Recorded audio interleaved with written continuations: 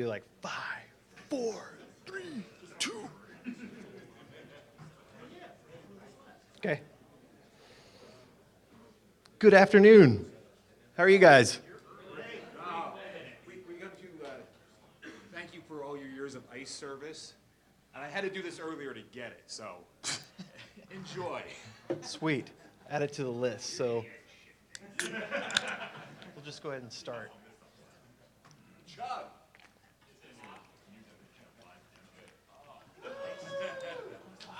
Burned.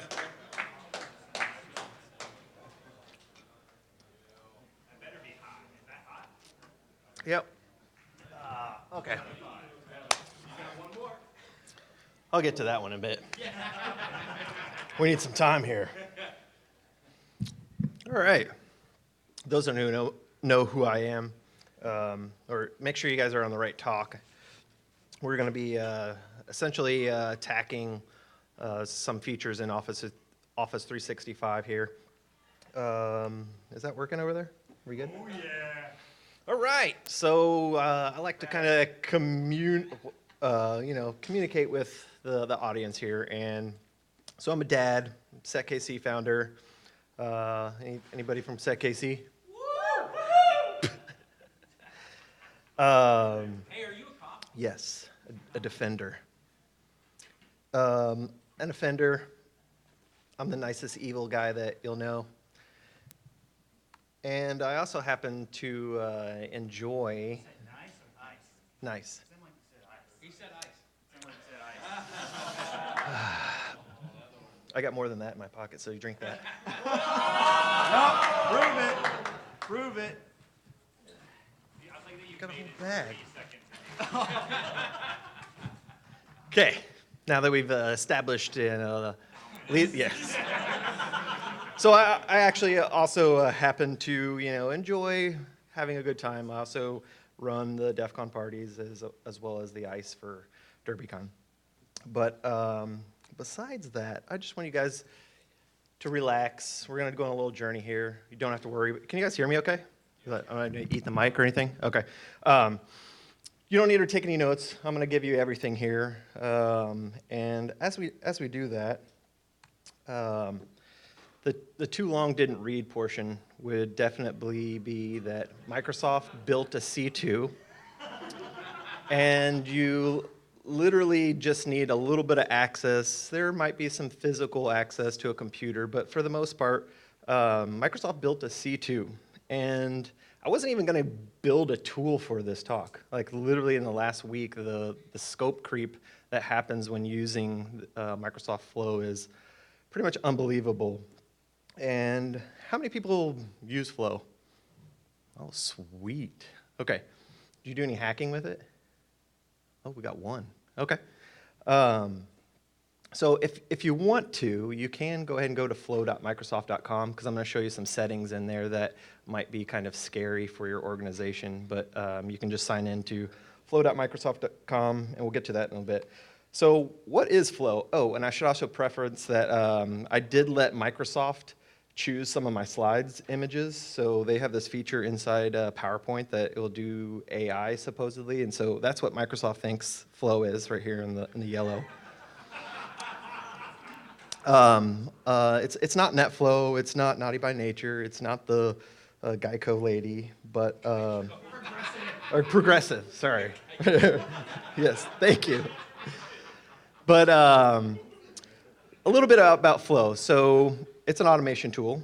I would also say that it's more for the business side. It sounds like that they preference this being for the business itself.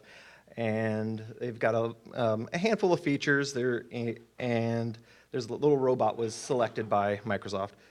But so how did we get here? So I started using Flow for automation. I started looking at things, and figuring out, what could I do with Flow to make someone's job easier? And as I was looking at it, I designed a tool that would take JSON.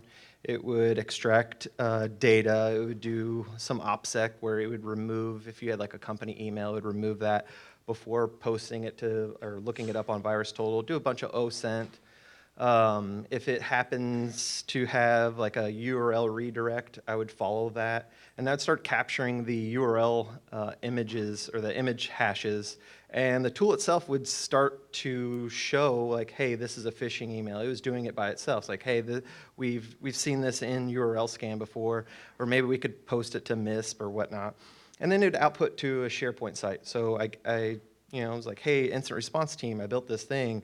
And they were literally like, cool.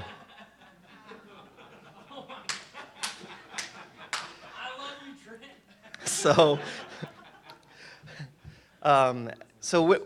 yeah, let me unpack Flow a little bit, or unrar it, if you have those pirates in here. But it's an automation tool, definitely. It has, where if you're going to select a feature, it's either going to be automated, it's going to be an instant flow, or a scheduled task. So you can either click a button, or maybe you have it some automated where an email comes in, and then you'll do blah. Or they also have some features, like if you get an email from your boss, it'll send you a text message or pop up on your phone. But there's hundreds and hundreds of integrations inside Flow already built from Microsoft. So I was like, okay, cool, let's check this out. So as I did that, I'm like, okay, well, I want an email that comes in that says it has to do with malware, and then I will post it to Twitter. That seems like a good idea. Your email comes in, and then you post it outside the organization. I didn't see any problem with that. So I tried to do that, and literally this message came up, and I was actually shocked. I'm like, when did DLP start catching stuff? and so I'm sitting there, and I'm like, well, why did they show me that as an option? I'm like, what's going on here? If those that are following along that have your Office 365 environment open, if you've already logged into flow.microsoft.com and you click that little gear up there in the top, and you go to the Admin Center, and we'll go and follow along here. Hopefully you've done that. So my friend in the front here is capturing your passwords. Click on the data policies, click on your policy that you have here, and click on the data groups. So I'm like, okay, following this along, and lo and behold, someone had added a business data only for Outlook. And I'm like, Well, I was kind of shocked there. Well, if you put anything that you want to be protected, so only those integrations can talk to one another, would be the Office 365. You want to put up in the business level. And down below would be the stuff that you don't want it to communicate with. So, I came from the school of try harder, and I'm like, okay, well, let's see what we have here. This, as I was going through all the process and going through all the connectors, I discovered that there was actually two. There's three, but these are the two primary that you could use to bypass the DLP feature here. So with that being said, when you try to take business data and access a connector data, it gets denied. Just doesn't fit. But that same path here going along would obviously get through. So if you take business data, you put it into one of these two connectors that Microsoft provides, then it's no longer business data. It's like, the type of these are not the drones. Like Microsoft's like, oh, cool, you can communicate with that. So, I'm pretty excited about that. I'm happy. So let's break this down a little bit further. So as you post a tweet, when we're going to have a message come in, and then I'm going to do an HTTP post to a request. Now, a request to me is it's an interesting thing. So Microsoft allows you to have a request portion where anything that you want to post to Microsoft, they just build you on the fly a cloud server. So that's what this is. It's my cloud server for my data that just says, here's a link, you can start posting into it. I'm like, okay, so we take the HTTP post, we post it into the request, and then we make that request say, post that onto the internet. Like, oh, okay, well, I didn't get that error this time, so let's put this in practice here. So what we'll be doing here is I have a URL that I want to post, And we will be I'm just refreshing the Twitter account so you can kind of see like there's no new data there. Go. Yeah, I know, it's private. So being that, I just sent the email, and I'm going to just show that the policy is still running. I'm not allowed to, post data to Twitter. Click refresh here. Lo and behold, still the, stupid policy is still there. Okay, well, we'll go ahead and refresh. Bam! We've got data outside, we've exfilled data outside the rules of Microsoft. So it looks sweet. So now, that smile just keeps turning in like this. So I'm thinking like, what else can we do? Can we just, monitor the inbox and start recording things? So just to set the stage here, I have on the left, I have Office 365. On the right, I have the Google Sheets. And what I'm hoping to do is anything that comes into my inbox will land into Google Sheets. So with that being said, I'm going to show you the rules that just to make sure that I'm not cheating and I have the email forwarding outside the company. There's no rules on, no responses or anything of that nature. We'll go ahead and start a new message. I'm just going to send it to myself. People are amazing. They're like, hey, here's my new password. I'll just send it to myself in my inbox. And send here. And just to kind of go through the rest of the path, I wanted to make sure that I could even respond to emails and that would pass through as well. So I'd get the full conversation going back and forth. So as that was happening, I was just posting to Google Sheets their outside API. So lo and behold, yes, we can totally exfil. You can sit inside someone's inbox. So as an attacker, this is really awesome when, like, hey, instant response, did you check the rules? Like, yep, we're good. Like, did you check flow? Like, no, I never heard of that. So what just happened there? So when a new message comes in, I post it to, our internal request, and it in turn strips out the HTML garbage that's inside the email. I just have it extract that. And then it responds back into that path and composes a new message and posts it out onto the Google Sheets. So another thing I happened to notice was every time I would stand up a new, we'll just say that, that Azure platform, anytime I would stand up like a new request, I would notice that I would get a new IP address for every single one. And I happened to start noticing that sometimes I would configure rules that would fire off every minute. So as I was looking at this stuff, I happened to notice, I'm like, well, we could probably build a botnet. So Microsoft's like, sweet, you gave me a botnet that I can start attacking other organizations with. And so I'd schedule a task. We use one of those that says, hey, fire every 5 seconds or 1 minute. And it would reach out to every single one of those requests that you can build yourself. So as you do that, those are individual random IP addresses that you would use from that environment. And they don't change. They're pretty static. I've had them for 2 or 3 weeks, and I've noticed that they never change. As you pass that data through that request, it will post to the actual victim. So either you're doing like a get or a post to their infrastructure. And as an incident response person, they'll be like, well, we'll just go ahead and block that. And that will probably work out really well for you if you're an Office 365 customer. So it was like 7 years ago I posted this, and it happened to pop up. 7 years ago? Yeah, that's me. I change over time. But 7 years ago I posted this, and I was like, well, that would be, this actually works for my talk. Well, what if we could build an actual button that could do something? So, an honest-to-God hack button. So I'm going to have to set the stage here because there's going to be a lot of stuff that's about to happen. What we're hoping to do here is drop a file onto a user's desktop. Now, in order to do that, I want to have some complete obfuscation.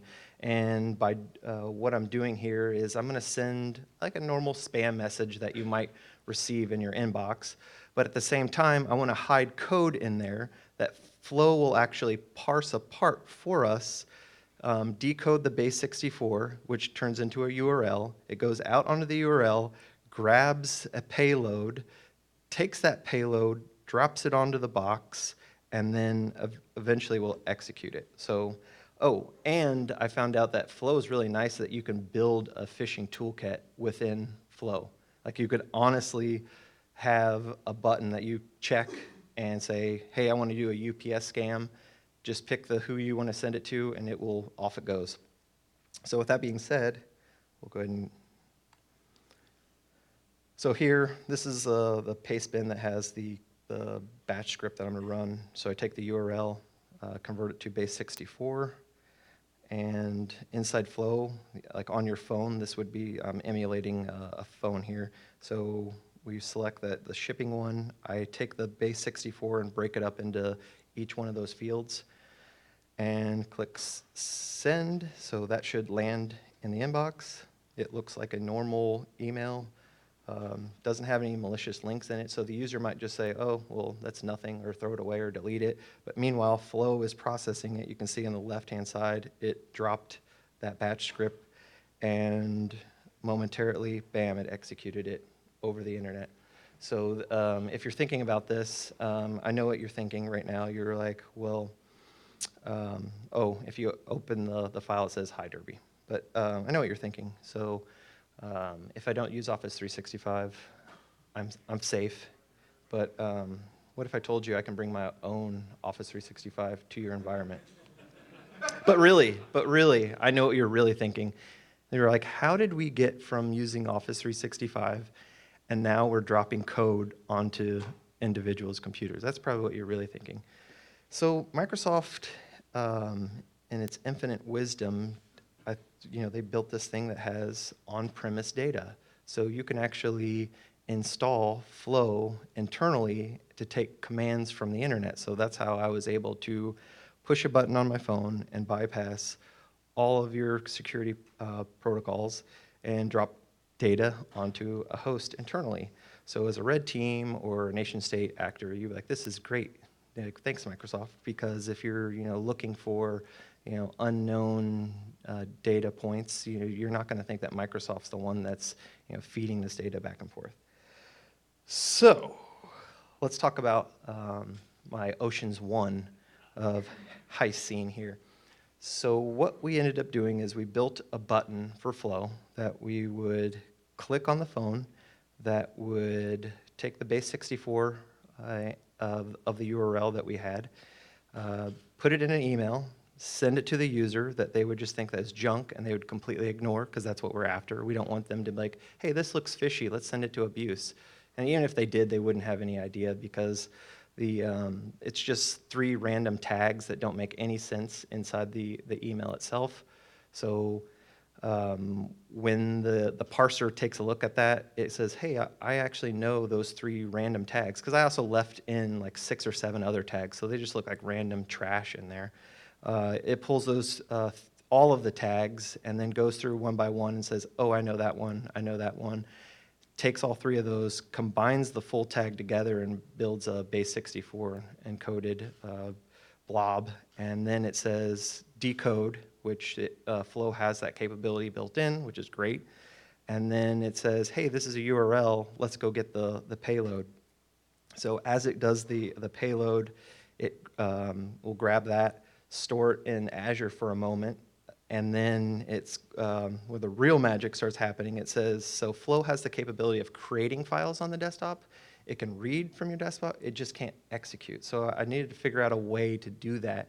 And I stumbled across someone who actually used Flow to lock their computer if they had forgotten. I mean, that'd be something that if you worked with me, I would do some evil things when you're away, like changing your autocorrect to your boss's name to bitch before you hit send. But doing that, what's happening here is, so Flow can create a batch file. and I just need to know where it needs to be on the box. So you can, from the browser, you can actually navigate through someone's inbox from Flow. You can just click, go through the C drive, the Windows. So in this demo, I put it on the desktop itself. So as I was doing that, it's going to write that batch file to the desktop, and then I have, it's looking through an event ID that's occurring. So I actually have a scheduled task that's going through the event ID, and if it sees that event ID, what it's supposed to do is execute a PowerShell script. And inside that PowerShell script, all it's doing is it's looking at a watcher folder.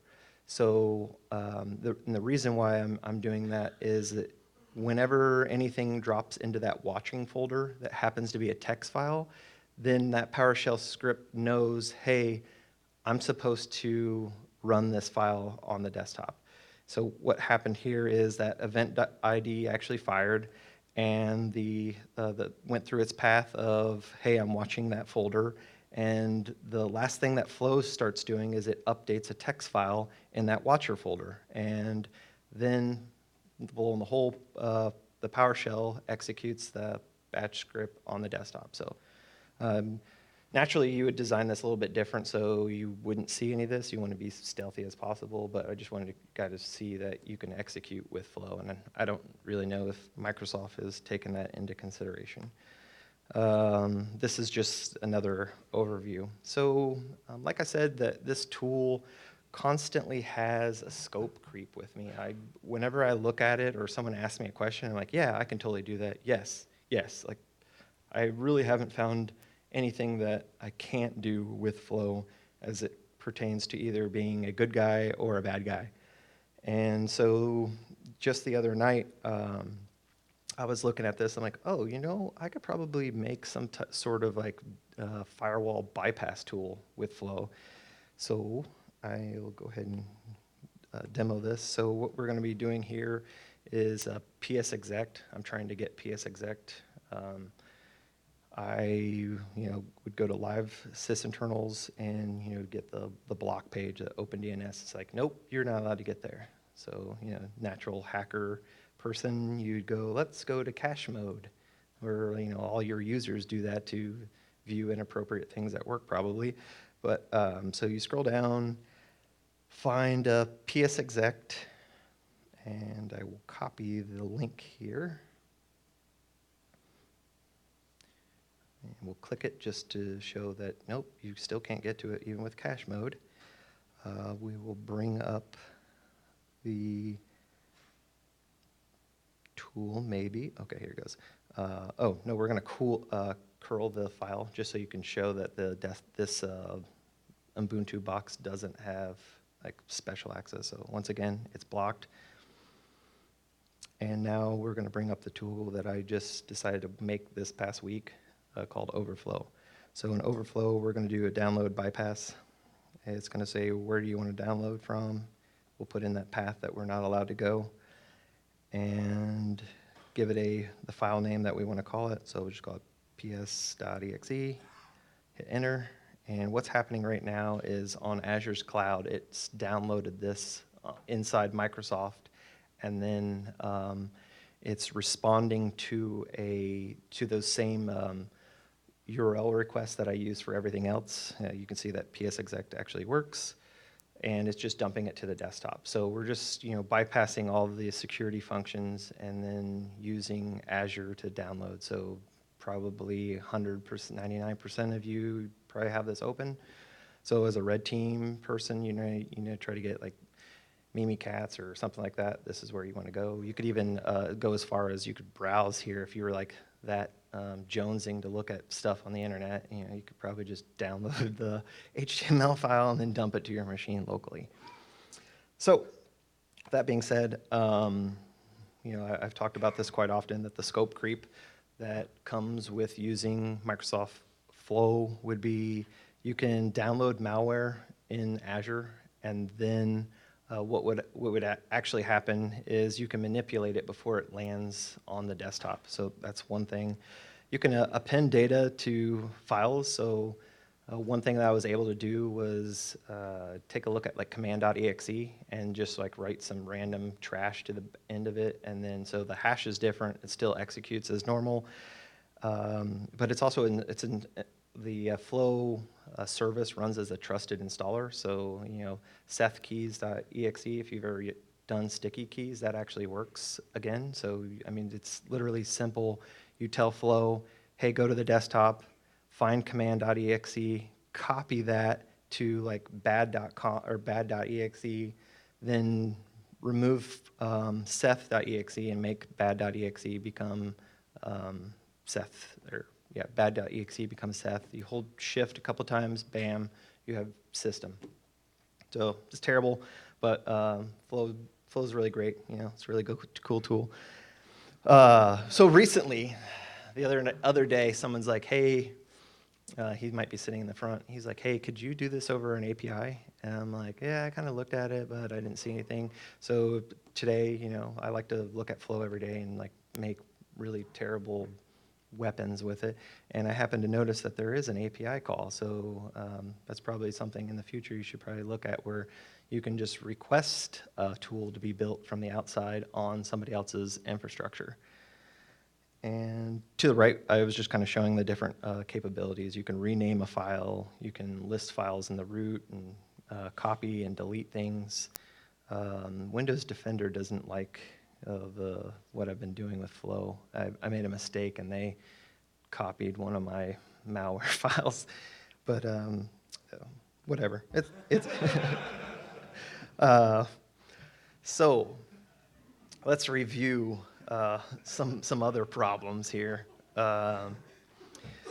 The password resiliency. This is great. So once you've like pwned some individual, so if you just spray passwords and they don't use two-factor and you're able to get into their environment, you can, as long as they're still an Office 365 customer, you're gonna always have access to their environment remotely. So you can just issue commands and just do whatever you want. It's also two-factor resistant. So the account that I've been demoing you with, it actually has two-factor on. So I compromised the account first, and then after the fact, 10 years later, everyone's like, we should use two-factor. It'll stop with phishing. So that was enabled after the fact, but it doesn't matter anymore because all the API calls are coming from Azure, and Azure's able to doesn't need two-factor to run. So Microsoft, you could look at that. So it is an alternate command and control. The majority of the data runs on 443 to Microsoft as the C2. And if you're not like a big business that has like an E3 or whatever, the other ironic thing is it will say, Clippy will pop up and say, oh, well, you want to try 30 days? Boop. So you'll have 30 days to exfil. So as a nation-state attacker, this would probably be a good foothold that you'll have for a while. And also keep in mind you don't just have to run batch files. You could run an interpreter script from the internet from your phone and have it launch and all that other great stuff. There's also, so there is a time from time that if you write a crappy rule or a flow function, it will send the user an email. They'll probably not pay attention to that anyway because it's just junk. But you can write a rule to have that forwarded to your account, and then you click on the link that says unsubscribe, so they stop getting those. Let's see. It's not very easy to get rid of Flow. Flow, I would assume, is something like Internet Explorer. It's like ingrained into Office 365. They do have a DLP fix for the HTTP and those request data hooks, but the problem with that, it is so convoluted. It is like probably Martha Stewart's shopping list from Christmas and Thanksgiving put together. And it's just a nightmare to read. If I was the admin for Office 365, I'm like, I'm not doing this. I'm gonna just wait. I'll just put in a request that say, hey, pull these two things, make it easy, and we'll move on. So if you're a blue team in this room, I would definitely see, hey, do we have any nation-state attackers in here? Yes, yeah, that's true. I would hunt for the Microsoft Power BI Enterprise EXE, and thank you.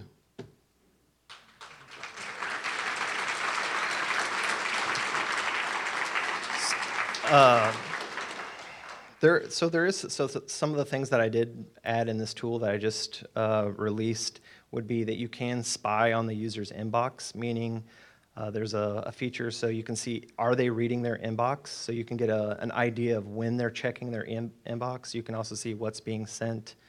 You can delete things.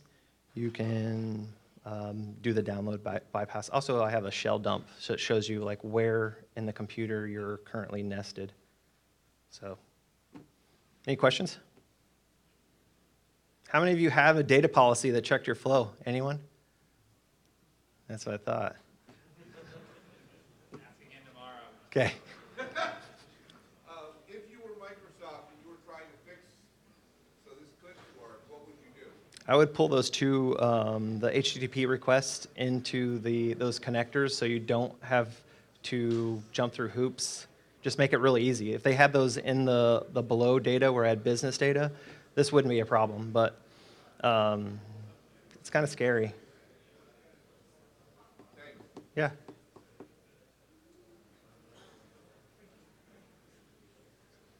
Oh, hey.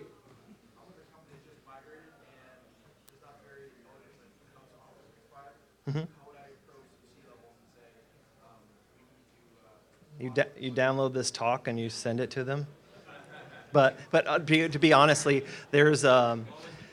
The question was how would you approach the C levels to make fixes like this in Office 365. So just so you're aware, there's I'm currently at 13 different URLs that you need to use to respond to incidents inside Office 365. So they can like, hey, C level, take a look at that. You need to have a good data policy. You need to figure out what you're putting out there.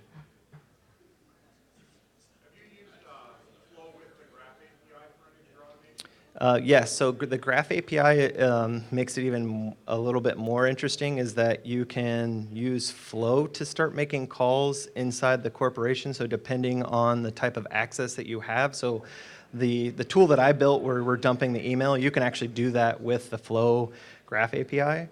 I just haven't had time to explore that, but yeah, that's why I'm just saying this is the gift that keeps on giving. It's going to be a nightmare unless Microsoft make some changes.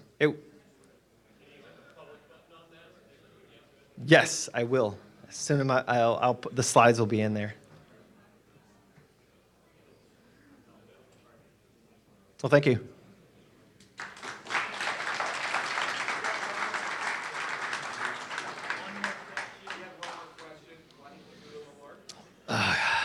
Because it sounds terrible.